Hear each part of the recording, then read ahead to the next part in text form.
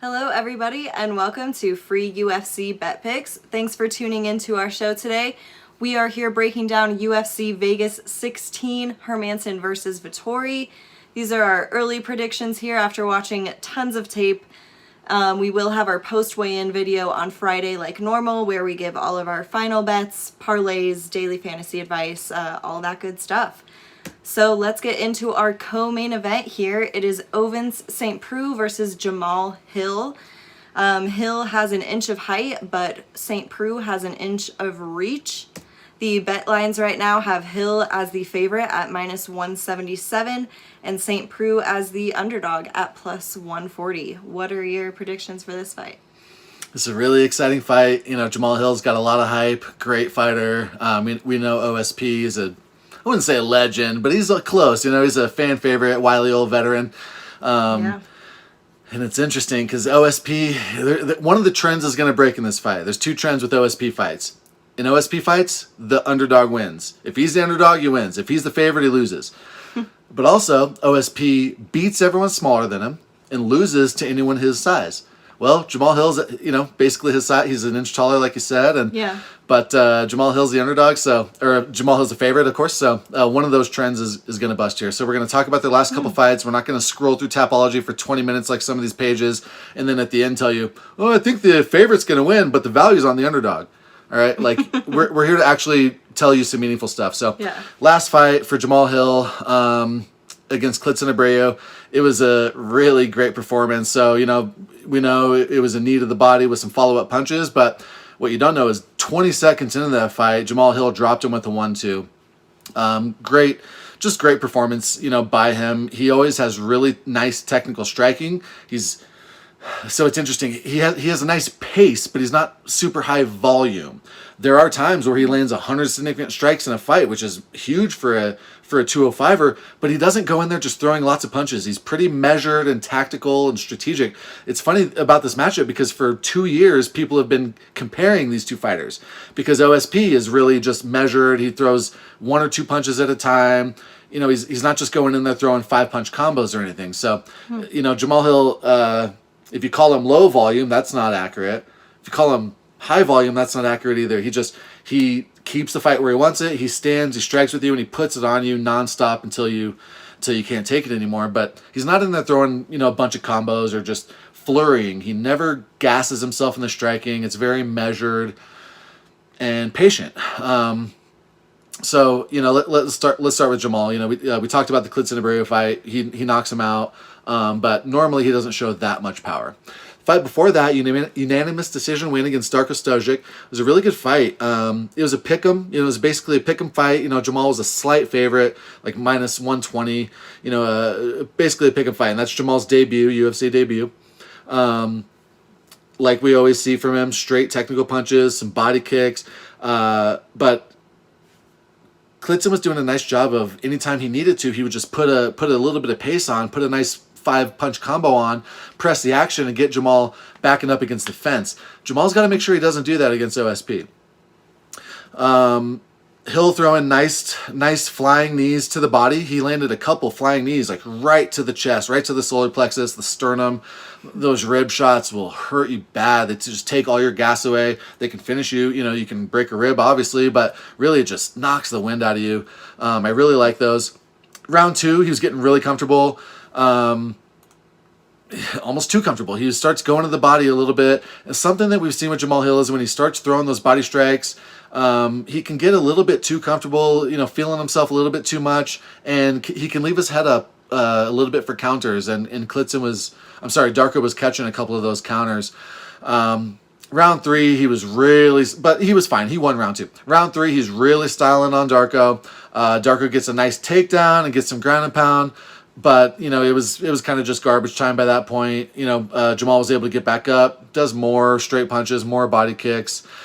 Darko gets another takedown. It was just kind of garbage time. You can't really take too much from that third round. Great performance by Jamal. Before that, he fights Alexander Popik. That was the Dana White Contender Series fight that got him his contract. it was there was a nice knee to the body that dropped Popek, and he thought it was like low. He thought it was a low blow, but I don't think it was. Just nice striking from Hill. Ends up getting him down in round 2 and passing. It was just not great ground game from Popek. I don't think you can say it was great wrestling necessarily from Hill. Popek was hurt. He gets in a mount and just starts elbowing him and finishes him. Before that, William Vincent, he finishes in round 1. End of round 1, he just didn't come out for round 2. Before that, he beats Daquan Townsend. We know Daquan Townsend's not that great, but he's a big guy, a real UFC fighter, pandemic at least, and so some decent wins. He's undefeated. His last 5 fights were against real fighters. People are excited about Jamal. He doesn't show any terrible weaknesses. He doesn't gas. The only thing I'd knock him for is that he leaves his head straight up and puts his hands down when he starts getting really comfortable. And if there was ever a guy that's going to get a counter knockout, we know that OSP is the guy to do that. OSP is a long striker, technical, great submission game. I mean, if you have a choke named after you, you probably have a really good the same Preux choke. Yeah. So exactly. So obviously we know about his submission game. His chin has been suspect for a little while, but I think it's a little overstated. We haven't seen him too chinny in his last couple fights. His last fight against Alonzo Minifield is a knockout artist, or let's say he has great power at least. We've seen Minifield lose plenty recently, but he was a big favorite. Not a big favorite, but he was a favorite over OSP.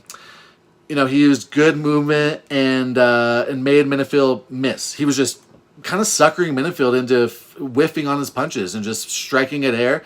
Minifield gassed out, which, I think OSP was 36 at that time. To get Alonzo Minifield to gas out, that was just a nice job by him. Nice fight IQ, really just playing the range very well. There were times, so we talked about how OSP is not extremely high volume, but there were times where he was landing like 5, 6, 7, 8 strikes on Minifield without Minifield even throwing one. It was just really Minifield being super gassed. So finally, in the second round, Minifield's backing up, gassed out of his mind, throws a sloppy punch. OSP counters with a heavy left hook, I think, and knocks him out cold. So very good job by OSP. Really is more of an indictment on Minifield's gas tank than anything else. Before that, split loss to Ben Rothwell at heavyweight, though, right? And so, and it was a good fight. OSP was on his bike the whole time. OSP didn't look, he didn't let himself get too out of shape. He looked pretty much like his normal self. He just didn't have to cut any weight, and that's a tough fight. Ben Rothwell is a real 265er. Like, OSP, if there was a 235 division where Chris Dawkins and OSP, that's where OSP belongs. He's kind of in a no man's land, between 205 and 265. So Ben Rothwell, can't knock him too much, but OSP, did a decent job there. He was trying to just stay on his bike, extend the fight, and, to gas Ben out, but also to avoid Ben getting on top of him, of course. He's throwing nice counters. He landed a nice high kick, but that high kick was a bad decision. It led to Rothwell getting the takedown. But, Ben had very basic striking, and OSP was able to stay away and just stay safe and look for the counter. And, I mentioned a minute ago that OSP likes to finish with those counters. He finished, Minifield with a left hook counter. He knocked out Patrick Cummings with an uppercut counter. He knocked out Shogun with an overhand counter. Like, OSP might have more counter knockouts than anyone. I don't know. Like, maybe I won't get carried away, right? But OSP's got a lot of counter, where you can say for sure it's a counter knockout. There's not a lot of those. Before that, he gets the Von Flue choke, the St. Preux choke against Olejniczak, Mikhail Olejniczak. He's in half guard, sinks it in. And when you start, it was an interesting thing. So when he's in half guard and he starts getting that, he gets his head under, he gets the arm in, arm triangle, he starts fishing for mount, and Olejniczak's instinct is to get his knee up and to not let OSP get the mount. But he's kind of in a lose-lose situation, because if you don't let OSP get him out, he gets in the side control, which is actually what he wants, to sink in that choke, and he did exactly that. Before that, the Nikita Krylov fight, Krylov's good. Hurt him, got his back, choked him out in the second round. Before that, unanimous decision loss to Dominic Reyes, who was, on a tear at that point. So we kind of know their strengths. They have a similar game, but Jamal Hill has better knees, better cardio. The problem is this line is too wide. We saw in the Darko fight, I mentioned Darko kept taking Jamal down. People that are on Jamal's side will say, hey, I'm not worried about those 6 takedowns because he got 6 get-ups. I like Jamal Hill's get-up game, which I get that, but OSP is just a much better submission artist, much better grappler than Darko Stosic. If Jamal gets sloppy at all, he's got to be careful about a counter. And if he starts thinking about that too much, he's got to worry about the takedown. We talk like Khabib has an easy time striking with people because they're worried about the takedown the whole time. When you're one-dimensional, it's easier to defend. And I'm not picking OSP right now, but I'm telling you right now, don't go put Jamal Hill in your parlays. I think OSP has a very good chance of winning this fight. He's got multiple very clear paths to victory, whereas Jamal Hill has kind of one path to victory, to outpoint him and stay safe and not just style on him. And it's easier said than done against a veteran like this. I expect this fight to go to decision. That's one of the ingredients of the recipe for a big upset. We got a up-and-coming guy versus a wily old veteran. That's another ingredient of an upset. The underdog has the grappling edge. There's multiple ingredients of an upset here. So that's kind of what we have to say for right now. If you want to pick OSP by submission or something, I could understand that prop bet, but really, I just think there's more attractive spots to parlay. If you like OSP as an underdog, I get that. But just, we want to see the weigh-ins, We kind of know that Jamal Hill always comes in on weight. We know he's going to have a small height advantage, but we want to see OSP's energy. He went from heavyweight. He had a fine time making weight last time against Minifield, but can he make weight again? I think he's 37 now, right? Yeah, 37. And so, we'd like to see St. Preux with the weigh-ins. The line isn't moving crazily fast towards Jamal Hill or anything. It's okay to be a little bit patient on this. Yeah. And yeah, it's just a tough one. It's just a tough one. We've seen all the tape there is to watch. You can overthink it. You don't have to bet every fight. The point here is don't put Jamal Hill in your parlays. Yeah.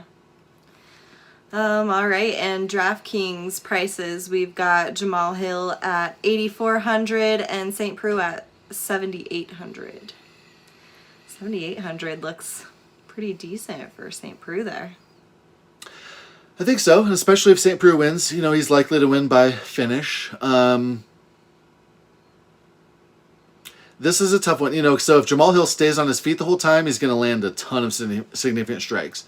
Mm-hmm. If St. Preux can get him down, though, he's going to pass, he's going to transition, he's going to have a good chance of submitting him.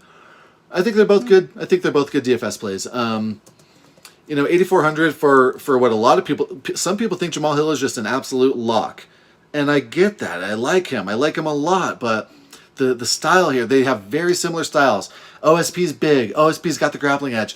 I don't think this is going to be 15 minutes of Jamal Hill styling on OSP. Simple as that. I think there's going to be some greasiness, some takedowns, some sloppiness, and some stalling.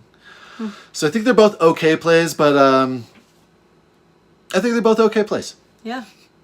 It's such a tough fight to pick. It is. So, but sometimes the most meaningful advice is to pass. Last week we got almost every fight wrong. It's unbelievable, and somehow we came up ahead in our betting. It's like almost impossible. It's like almost an anomaly. But how do we do it? By knowing that we didn't want to have Kamaka in a single parlay. Mm-hmm. We said to pass on Parisian mostly. I did have him in like 2 out of 20 parlays. I had a little bit on Parisian. That fight at over 2.5, which we will go over in a little more detail on a new series we're doing on just safe bets and how to come up ahead on your money. So doing a new experiment. We're started with a small amount, and she, it's her. She went up. So yeah, new video coming out. You're gonna hear about that. But we said it last week. Everyone is all on the under 1.5. The over 1.5 was plus money because people thought Parisian was just going to knock Porker out in the first round. And we said, no, this is Mr. Porter you're talking about now. He came in looking good. And so the over 1.5, like we said, if you force yourself to pick our winner in every fight, you're going to be right half the time, wrong half the time. You're going to end up down. If you force yourself to pick an over and under, like you should only place bets that jump out at you as being very, very obvious. And the over 1.5, we talked enough about Parisian, right? But so, it's okay to pass on fights, and it's okay for the advice to pass on it. And I hope we gave you a good kind of understanding of why that's how we feel. Yeah. This should be a great fight here, and I definitely agree with you. It's gonna get dirty in that ring, and it's gonna be really exciting to watch. Anything else you want to add? No, appreciate y'all watching. We do a ton of work for this. We're not just scrolling through Tapology, telling you stuff you already know. We're not like, oh my God, he fought him. Oh, he fought him. Oh, this guy's the underdog. Like, we do so much freaking prep. I hope you guys appreciate it. We do it for you, and we do it because we like to win bets. Yeah. And again, we will have our post weigh-in video on Friday. Very important there, so make sure you tune into that. And I think that's it. Thank you guys for watching, and we will see you next time.